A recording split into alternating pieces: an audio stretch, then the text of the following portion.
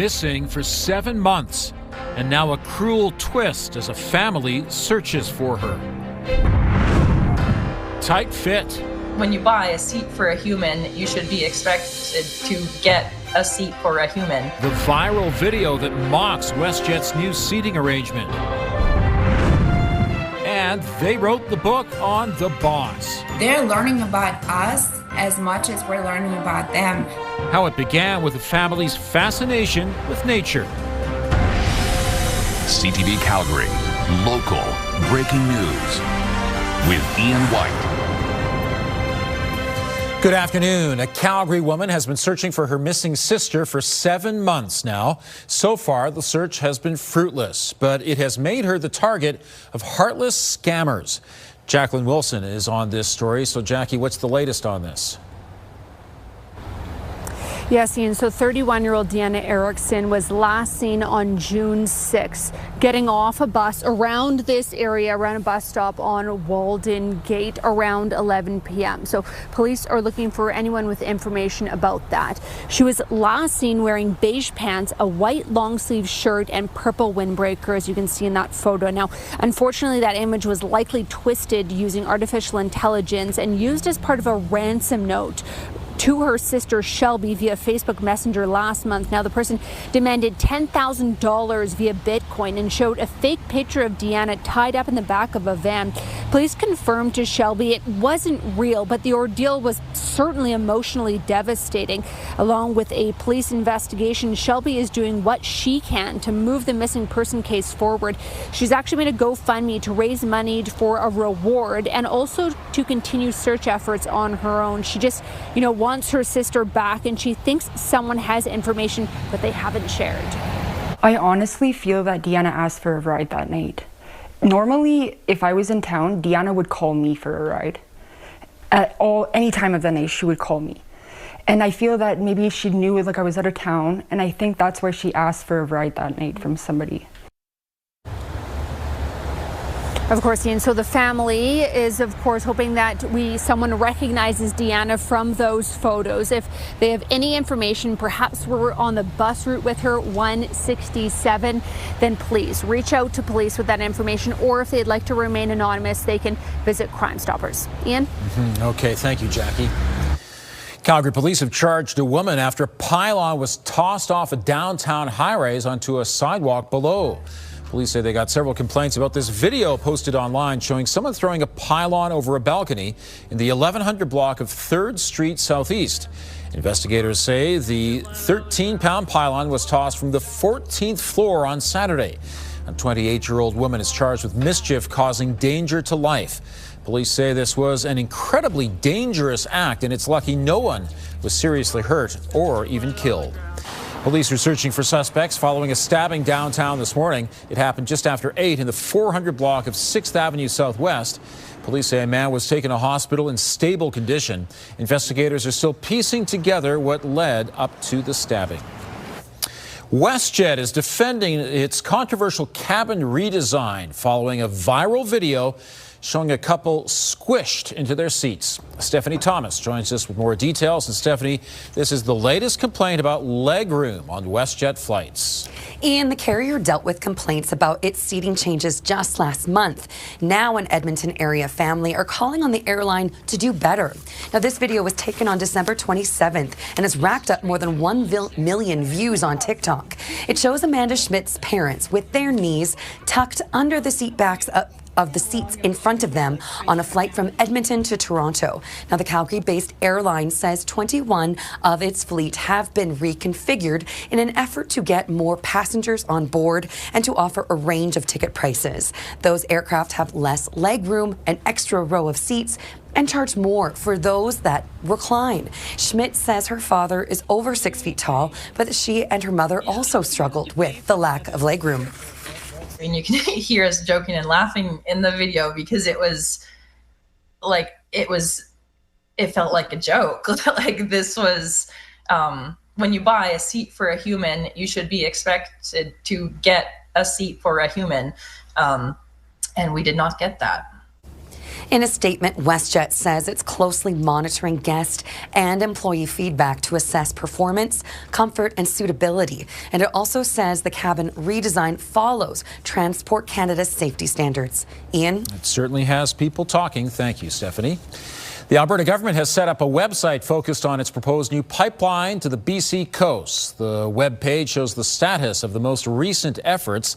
The UCP government is demanding the removal of blocks to a new pipeline, such as the North Coast tanker ban and federal environmental regulations. It's also facing opposition from First Nations groups and the province of BC. The Prime Minister signed a memorandum of understanding with Alberta to expedite the project if it can get support from those stakeholders. The province hopes the website will help attract an investor and says it will submit the proposal to the Major Projects Office by July 1st. Some Calgary businesses impacted by the water main break on 16th Avenue are warning their revenue losses could be unsustainable, as Mayor Farkas pledges a potential plan for financial relief. Mark Villani is live at the repair site. And Mark, this truly is deja vu for business owners still recovering from the water main break in 2024. Yeah, it really is, Ian. And Mayor Jeremy Farkas says that these businesses should not be left to absorb losses caused by city-led construction delays or infrastructure failures like this.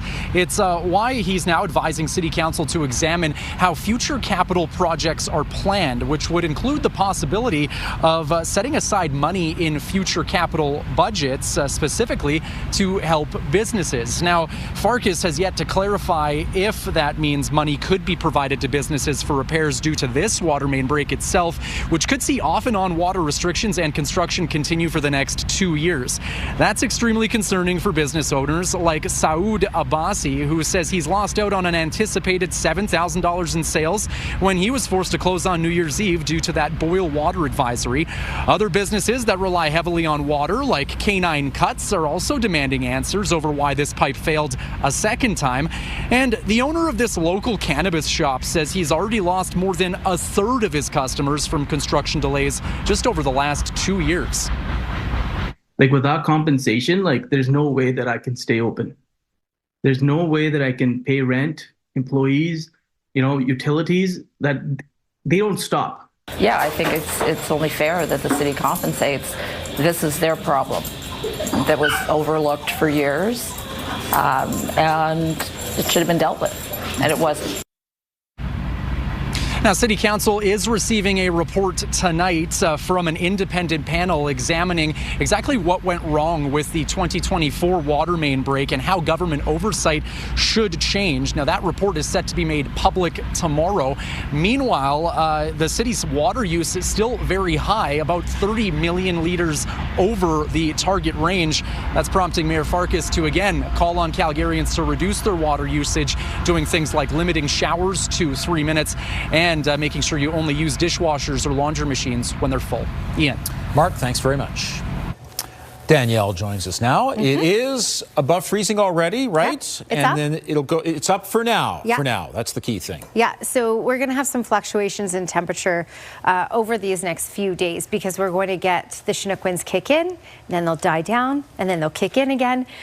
So we are still looking at mild temperatures for the rest of this week, but today we got to 4, for example, and tomorrow 0. So it won't be quite as warm tomorrow. All right, we're sitting at +1 at the airport. It's been a little windy at times today, but overall quiet day in the city and warm for this time of year. Normal daytime high is -3.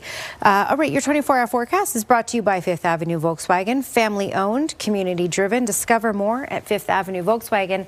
And tomorrow, cool to start, a wind chill of -12, small chance of a few flurries out there really early in the morning. And then there you go, there's your high of 0 expected for the afternoon. That will be at 2 p.m. and then we'll quickly dip below freezing after 2 in the afternoon. Your full forecast is just ahead, Ian.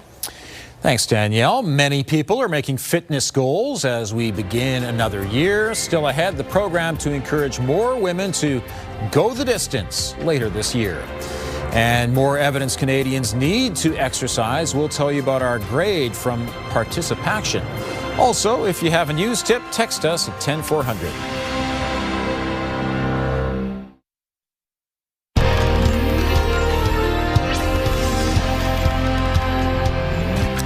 Canadians continue to struggle when it comes to exercise. The 2025 Participation Report Card finds 46% of adults are meeting physical activity guidelines. That equates to a C- grade. Meanwhile, Canadians get a D when it comes to getting enough steps per day, doing muscle strengthening activities, and participating in sports. The report warns physical inactivity costs Canada $3.9 billion in avoidable healthcare costs every year. Adding adults who are active daily have a 30% lower risk of depression and dementia. Run Calgary has launched a free training program to get more women interested in long-distance running. The program is being pitched as a supportive and inclusive experience for women preparing for the Service Calgary Marathon and the Centaur Subaru Half Marathon in May. It will provide group runs and valuable resources like step-by-step training programs and online and in-person mentorship. More than 800 people have already signed up. Women experience a lot of constraints when it comes to supporting things like career, family, and they don't oftentimes feel like they're worthy of taking up space and taking up extra time to train. What we're providing and what we're asking participants to do is in line with something that looks accessible, feels accessible, but then that is also paired with the proper supports. Run Calgary is encouraging runners of all abilities to join. For more information, visit ctvnewscalgary.ca. Nice to see them outside going for a run. It's easy enough to do if it's warm enough and if there's no ice. Right. That's the tricky bit, Tricky right? running in the ice. You look really funny running in the ice. Or it can be dangerous, too. And it's dangerous, yes, of course, because you're supposed to be walking like a penguin when it's icy, yes.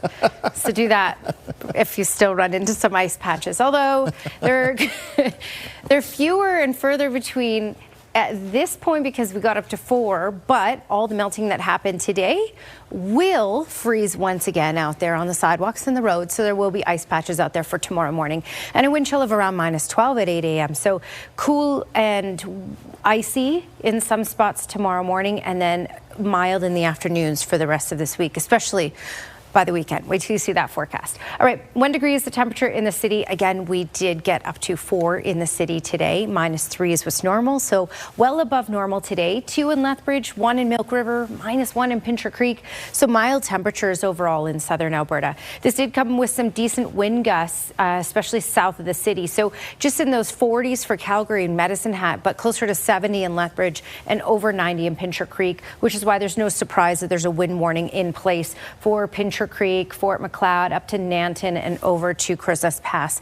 100 km/h gusts certainly possible up until about 10 o'clock tonight, and then that warning will come to an end and the winds will tame down to 70 anyway for tomorrow. So still windy in the area, but less windy than what we've had today. And Lethbridge will be similar, closer to that 70 mark with regards to wind gusts. Everywhere else, looking at much calmer winds, and no gusts should be registering for tomorrow. All right, we have fairly calm conditions. You can see what's approaching from the west, though. This is going to change the game a little bit because it's going to change the wind direction temporarily in some spots in the afternoon hours. So snow for the mountains tonight and through tomorrow morning. Some of this will peak in, and we're looking at basically a weak cold front that will move through, and it could pop up a few flurries. Nothing significant, nothing to shovel, very short-lived, but a little dusting in some isolated areas in Calgary possible, and that's early in the morning for Calgary and then in the afternoon for Medicine Hat. When this swipes through Medicine Hat, it's going to switch the winds, so the temperature will drop throughout the afternoon in Medicine Hat, and for us here in Calgary, we're not going to get quite as warm in the afternoon because of this bit of a wind shift and the winds dying down out of the west. So 0 as our high for tomorrow, and a small chance of flurries early in the morning, and then fairly calm throughout the day. It's actually quite a nice calm day. It should be calm on Thursday as well, -2. The winds are going to pick up as we go towards the weekend because we're really going to get that Chinook machine kicking in. So it will be windy Friday, Saturday, Sunday, especially on the weekend, but that should carry us up to 8 on Saturday and the double digits on Sunday. Thanks very much, Danielle. Fitness trackers are a worldwide trend. Coming up, the business in a local community that's creating devices for the global market.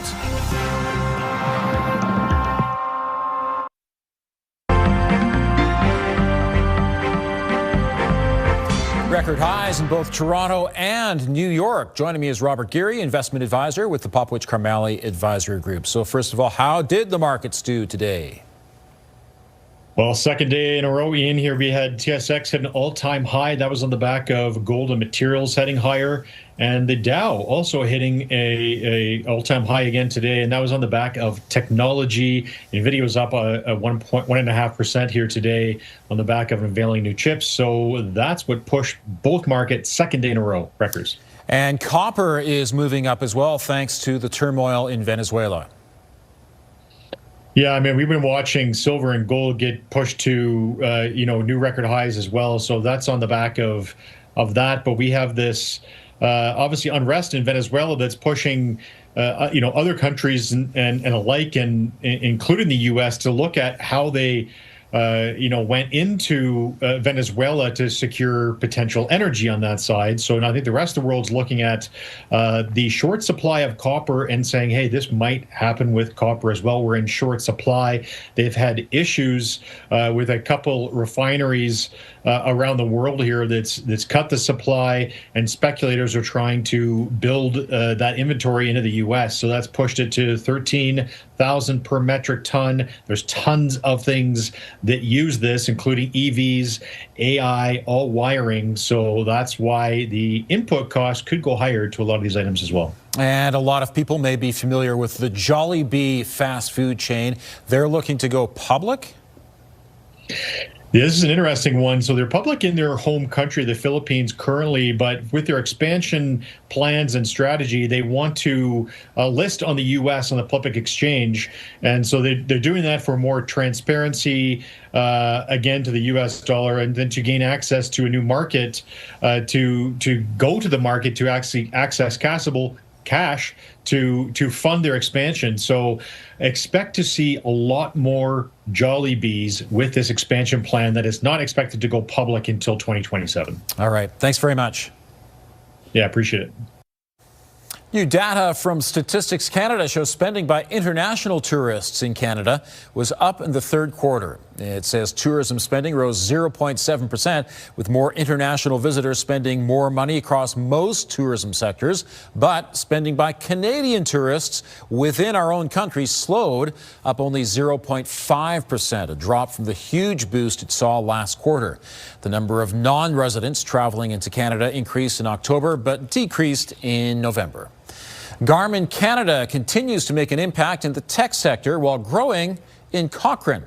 Pictured here is current Garmin Canada Managing Director Jim Rooney in 1998, when he and a few friends developed a device that would clip to a person's shoe and tell them how fast they were running. That was before his company Dynastream Innovations was acquired by Garmin Canada. Since then, it makes fitness watches, bike computers, GPS devices for boats, and health products for horses. As for its presence in Cochrane, it added a third floor to its headquarters as its workforce continues to grow. Over the last 5 years, we've grown at 18% or more 4 out of 5 years. Local residents have a hand in the company's success too, as they are able to test products. Through the middle of December, over 9,600 hours of data was tracked this year. Cramped conditions on WestJet flights. Here's Tara Nelson with a look ahead to CTV News at 6. Hi, Ian. Passengers are complaining about the lack of legroom on flights with WestJet's new seat configuration. This video shows the new reality for some seats, and it has gone viral. Coming up at 6, the advice a passenger rights advocate has for anyone else who finds themselves in a similar situation. Also ahead, from the big top to the rink, how a local athlete went from preparing for Cirque du Soleil to training Calgary Hitmen goalies. We'll see you at 6. It looks fascinating. Thank you, Tara. The organizer of a petition to recall Alberta's education minister says they still have a long way to go. The deadline is approaching for the petition to oust Dimitrios Nikolaidis. The woman behind it, Jenny Yeremy, says she has gathered about 6,000 signatures so far, but she needs another 10,000 signatures in the next 2 weeks. That would force a vote in Calgary Bow on whether Nikolaidis should remain in the legislature. It's the first of 26 petitions to unseat Alberta MLAs. Public school boards in Calgary and Edmonton say they've removed dozens of books from libraries to comply with a new Alberta government order. The Calgary Board of Education says it has removed 44 books, but it won't list which ones they are. The Edmonton Public School Board says it's removed 34 books.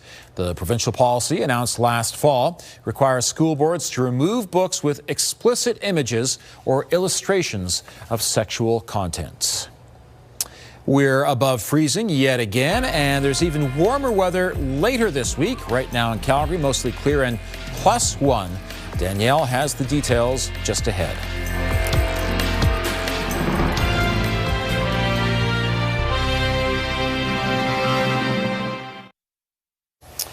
So it melts during the day and it freezes overnight. And then it melts during the day and it freezes overnight. So the penguin walk in the morning. And it gets treacherous sometimes in sidewalks as well. And that's going to be our story for the rest of this week. There will be a lot of melting by the weekend because temperatures will be so warm. So here's what we're dealing with. We're dealing with winds consistently, for the most part anyway, out of the west for the rest of this week. It's just that when the winds pick up, it'll get warmer. Like today, it was a little windy. We got up to 4 degrees, as you can see here.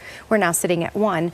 We won't get quite as warm tomorrow, but the winds will be a lot calmer tomorrow. Small chance of isolated flurries early in the morning. -2 for Thursday as a high, +1 for Friday, double digits by the weekend. Thanks, Danielle. Banff National Park's most famous bear is now the subject of a children's book. The Boss has been the dominant grizzly in the area for more than a decade. The author's kids love watching bears on National Park's wildlife cameras, and that sparked many trips and bear sightings, including to see The Boss.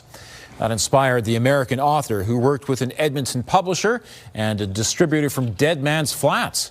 The fictional tale depicts the celebrity bear at famous sites in Banff. The goal is to encourage people to protect nature and understand the challenges bears face.